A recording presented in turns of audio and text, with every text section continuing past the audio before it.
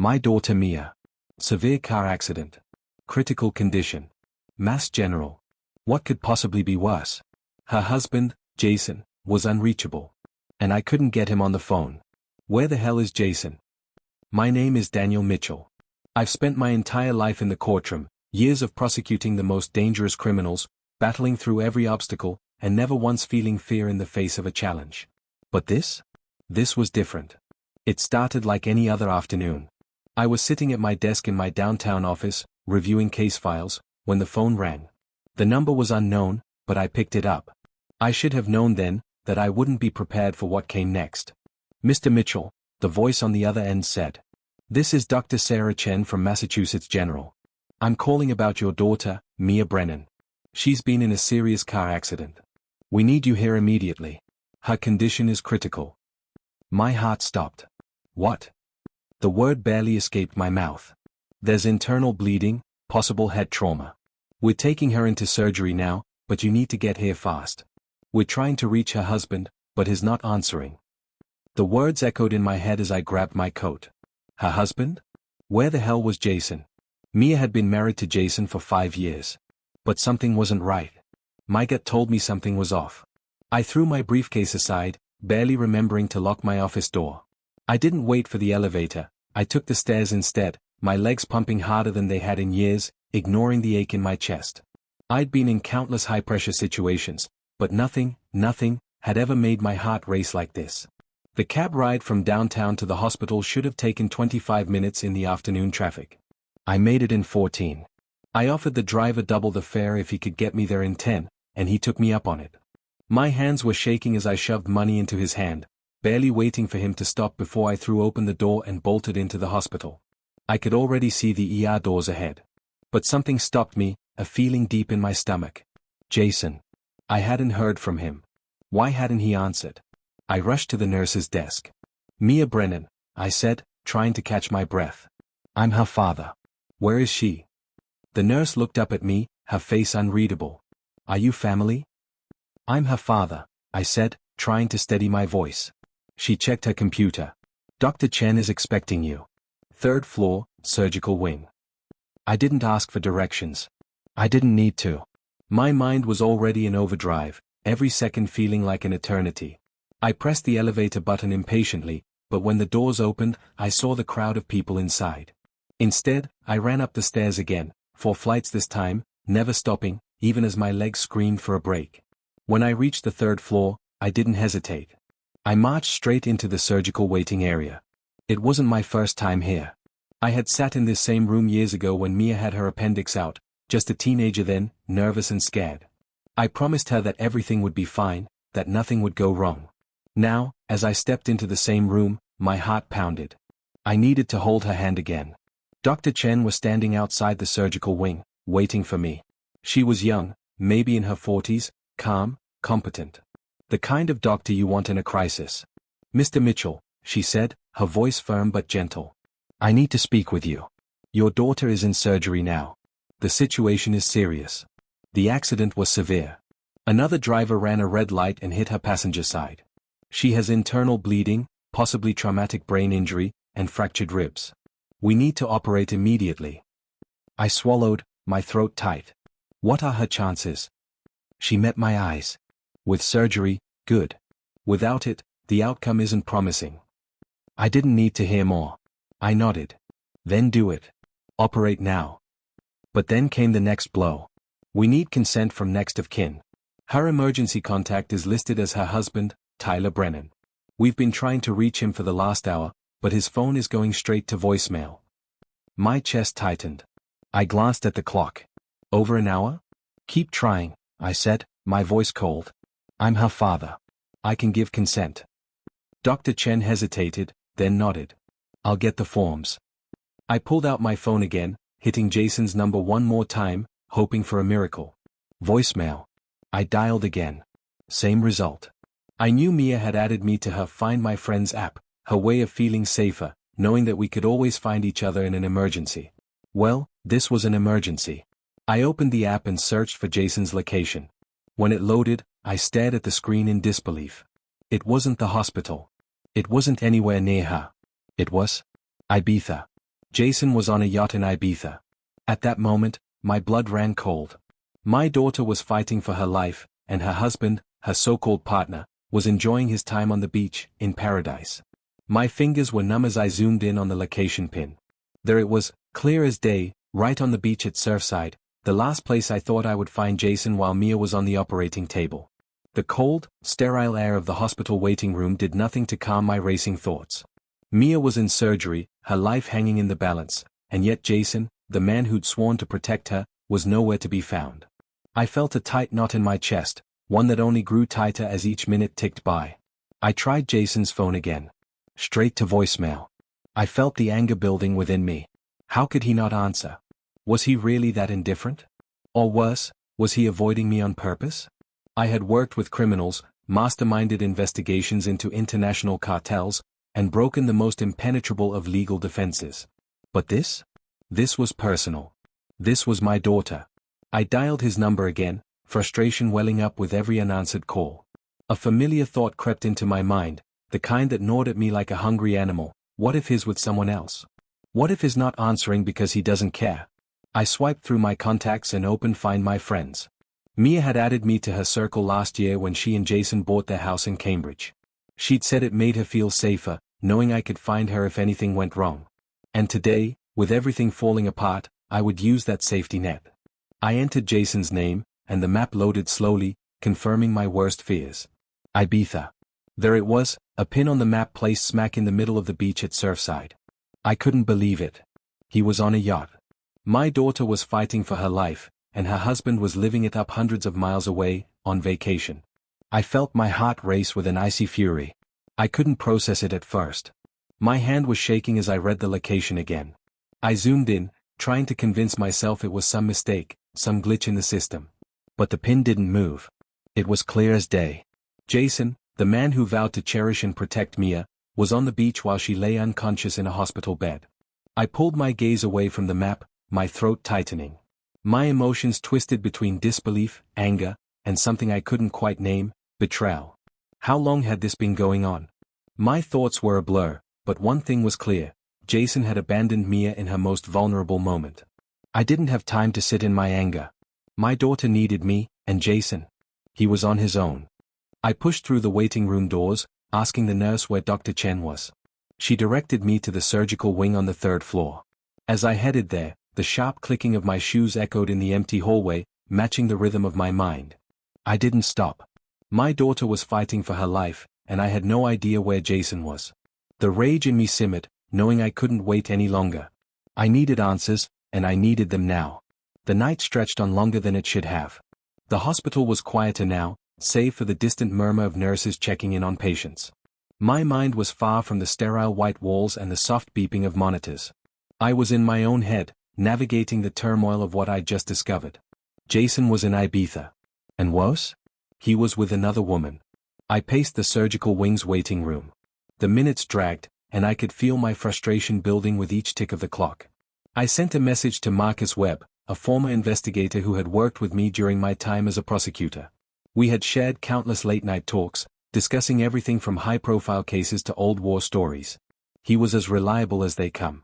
Marcus, I texted. I need you to track Jason's every move. Find out exactly where he is and what he's doing. I didn't have to wait long. Marcus responded quickly, his tone all business. On it. I'll get back to you with details soon. It felt like a lifetime passed before my phone buzzed again. The message that came through sent a chill down my spine. Jason is staying at the White Elephant Hotel. He's with a woman named Vanessa Price, an associate attorney at his firm. They had lunch at the resort restaurant and are currently at the spa. I read the message twice. Then again. The words settled over me, heavy with a deep sense of disbelief. Not only was Jason living it up on a yacht while his wife was dying in a hospital, but he was doing it with someone else. I closed my eyes for a moment. The weight of it pressed down on me like a stone. How could this be happening? I thought of Mia, vulnerable in that operating room, fighting for her life. And Jason? He was sipping champagne, lounging in the sun with another woman. The betrayal cut deeper than anything I had ever felt in my life. I closed the message and dialed Jason's number again. His phone rang once, twice, straight to voicemail. My frustration boiled over. I sent another message. Where the hell are you, Jason? I didn't expect an answer, but I had to try. I couldn't sit idly by any longer. I had the evidence. I had the proof. I wasn't about to let Jason get away with this. I needed to confront him. And I wasn't going to be gentle. I dialed his number again. The familiar buzz of the ringtone filled the room, and I steeled myself for the confrontation I knew would be coming. After 4 rings, Jason picked up. Hello? His voice was flat. Careless. Jason, I said, my tone cold. Where the hell are you? I'm on a trip. What's going on? His voice was nonchalant, as if he were still on a beach somewhere, with no care in the world. Don't play games with me, I snapped. I know exactly where you are, and I know exactly who you're with. There was a pause on the other end. I could almost hear his mind scrambling to catch up. What do you mean? He asked, a little more defensive now. I mean, I said, my voice low, I know you're in Ibiza. On a yacht. With another woman. While your wife is here, fighting for her life. Don't tell me you didn't get my messages. Don't tell me you didn't know she was in surgery. There was silence for a long moment. When he finally spoke, I could hear the shift in his voice. Look, Daniel, Save it, I cut him off. You've been caught. Your betrayal is beyond words. He sighed, almost as if he were annoyed by the situation. Mia will be fine, Daniel. I didn't think it was that serious. I didn't think. Didn't think? She's in surgery right now because of a car accident, Jason. And you're on a beach, enjoying a vacation like nothing's wrong. Do you even care? His voice faltered. I'm sorry, but No, I interrupted again. You're not sorry. You're caught. And now, you're going to face the consequences. Jason's silence on the other end was deafening. I knew he was trying to think of a way out, a way to spin this in his favor. But I wasn't going to let him. Not this time. The phone call with Jason had left me seething. I wasn't the type of man who let emotions control me, especially not in a crisis. But hearing him dismiss his wife's suffering so casually, all while enjoying paradise with another woman, pushed me past my limits. It wasn't just betrayal, it was a violation of everything I had ever believed in as a father, as a man. I paced the room, the bright lights of the surgical waiting area flickering in my peripheral vision, but I barely noticed. My mind was miles away, already planning the next steps. I could feel the cold, methodical part of me taking over. I wasn't just going to sit back and let Jason walk away without facing consequences. I was going to make sure he paid for everything he'd done. I reached for my phone and dialed Marcus Webb's number. Marcus and I had worked together for over 15 years. He was an ex-investigator from my days in the prosecutor's office, a no-nonsense kind of guy who knew how to dig deep into people's lives without them knowing. He owed me a few favors, and today, I needed him more than ever. Marcus, I said when he picked up, I need you to do something for me. Immediately. Anything, Robert. What's going on? I need you to get me everything on Jason, his finances, his accounts, his movements. I'm going to make sure he can't hide his actions anymore. I need this done quickly. I'm on it, Marcus said without hesitation. As soon as I hung up, I contacted my old law firm. I needed to start the legal process to protect Mia's assets and make sure Jason couldn't touch anything. I spoke with a trusted colleague, David Chen, who specialized in family law. I explained the situation, keeping it brief, but I didn't need to say much. David understood. After all, he'd been a part of enough of my cases to know I didn't ask for favors unless they were necessary. I'll get the emergency motions filed today, David assured me. You'll have the protection in place. Jason won't be able to access any joint accounts. It'll take a few days for everything to be locked down, but we'll make sure it's airtight. I hung up, a sense of resolve solidifying within me. This was the first step. Jason was going to find out that there were consequences for abandoning his wife in her time of need. The clock on the wall ticked as I sat down, looking around the room at the other families, all waiting for news. But my focus was elsewhere, on the legal paperwork, the accounts that needed freezing, the divorce proceedings I'd be pushing forward with. Everything was moving quickly, and I wasn't going to let up. The call from Marcus came later that evening, just as I was heading to the hospital cafeteria for a quick break. My mind was already a blur of paperwork, but the sudden buzz of my phone shook me from the haze. Robert, Marcus said, his tone grave. I've got the information you asked for. I stepped out of the cafeteria, moving quickly down the hallway toward the emergency exit.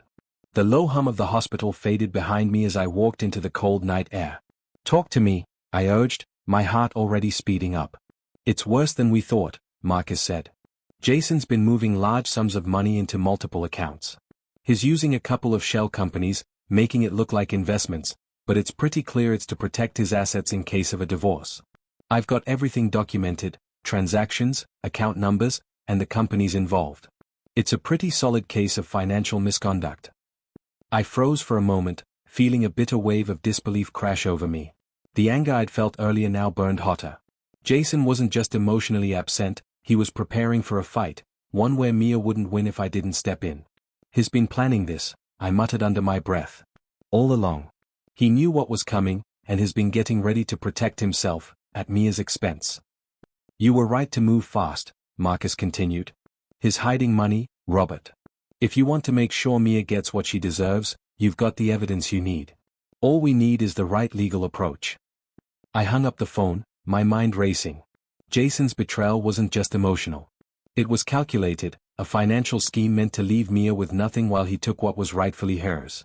I didn't have time to let it sink in. I had to act, and I had to act fast. The next morning, I had everything I needed. David had already filed the emergency motions to freeze the joint accounts. I sat down in my office at the firm, reviewing the legal paperwork, finalizing my next move. The moment Mia regained consciousness, I would ensure she had full control over everything. She would be protected, and Jason would face the consequences of his actions. The courtroom was quiet, but I could hear my own heart beating in my ears. I had worked in the highest courts, facing off against criminals with power and influence. But this was different. This was personal. I stood next to Mia as her lawyer, a woman named Karen who had worked with me in the past. We were about to make the final move, file the divorce petition and secure Mia's financial future. The judge called the court to order, and I sat down, my eyes never leaving Jason as he took his seat across the room. He looked different now, shifty, nervous, as if he realized just how badly he had underestimated me. Mia, the judge began, your petition for divorce and emergency motions for asset protection are before the court today. We'll proceed with the hearing, but I'll warn all parties involved, this is a serious matter. The words hung in the air as I turned my attention to Jason. He wasn't talking to anyone, his face flushed with anxiety. He knew it was over. Your Honor, Karen began, presenting the evidence of Jason's financial mismanagement. We have clear proof that Mr. Brennan has been siphoning money from joint accounts, creating hidden assets in preparation for this divorce. We request that the court immediately freeze his assets and grant full control of the marital assets to Mrs. Brennan. The room was still. Jason's lawyer stood, but it was clear there was no way to defend him. The evidence was irrefutable. Jason's actions spoke for themselves.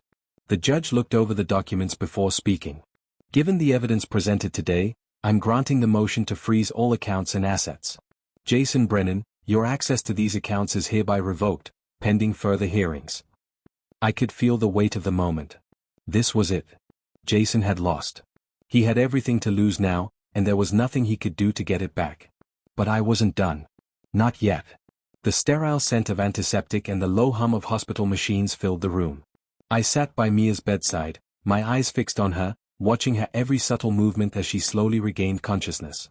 It was the middle of the night, and the hospital was quieter than it had been all day. Her face was pale, bruised in places where the doctors had worked, but she was breathing steadily, the monitors beeping softly in rhythm. I had been here for hours, but it felt like a lifetime.